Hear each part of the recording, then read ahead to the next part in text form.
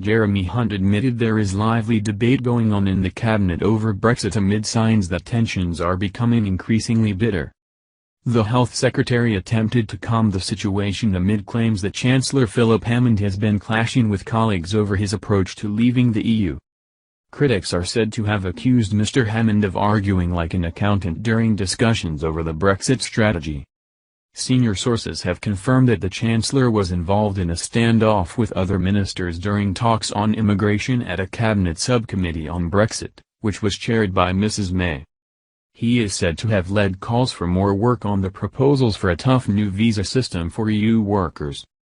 The revelation will fuel concerns that Mr. Hammond is increasingly at odds with fellow frontbenchers over the government's approach to Brexit.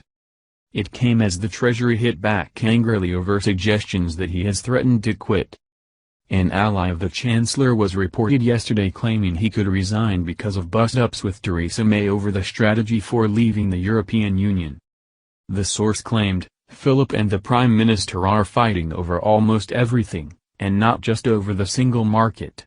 Things are very tense and we hope he doesn't do anything rash." A Treasury source last night dismissed the report, saying it was completely untrue, utterly baseless. Downing Street said there were no differences between the Chancellor and the Prime Minister over Europe, while a friend of Mr. Hammond's insisted it was not his style to threaten to flounce out. Home Secretary Amber Rudd is said to believe it essential for the government to agree on its position on EU workers ahead of negotiations with Brussels.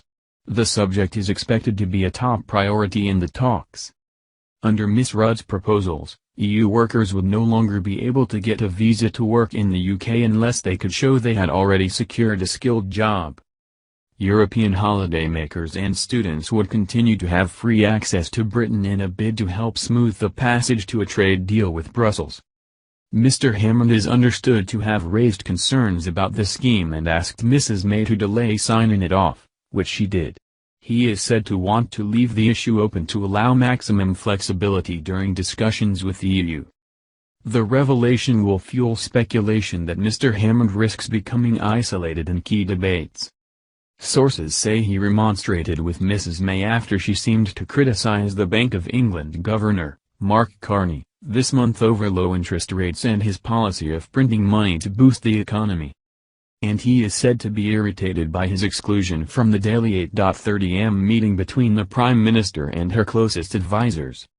His predecessor George Osborne was always at these meetings and often chaired them. A Tory source yesterday acknowledged that Mr. Hammond's focus on ensuring a smooth Brexit annoyed some ministers who want to get out as quickly as possible. But the source added, he is a sensible voice in the cabinet. Ultimately the big decisions on Brexit will be political, and he accepts that. But he is also determined to make sure those decisions are informed by the economics. The Prime Minister agrees with him on that.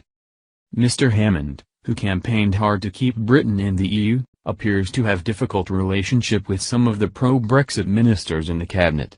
One privately condemned the Chancellor for indulging in a tirade of negativity rather than focusing on the opportunities Brexit could offer. But Mr. Hunt insisted some discussion was only to be expected. If we weren't having lively debates in cabinet, you would be saying what's happened to cabinet government, why aren't you going through incredibly thoroughly all the different arguments to make sure we end up with the right decision? He told BBC Radio 4's Today programme. The British people changed the history of our country on June 23. The cabinet is absolutely united that we must respect that decision. But we need to then go through, very thoroughly and carefully, all the different options because we've got to have a new immigration policy, a new trade policy, a new economic policy. Mr. Hunt rejected the idea that Mr. Hammond was trying to block Brexit. All I would say is that you would expect lively debates to be happening in government because we are going to get the right solution in terms of securing our borders, but also the right solution economically, he said.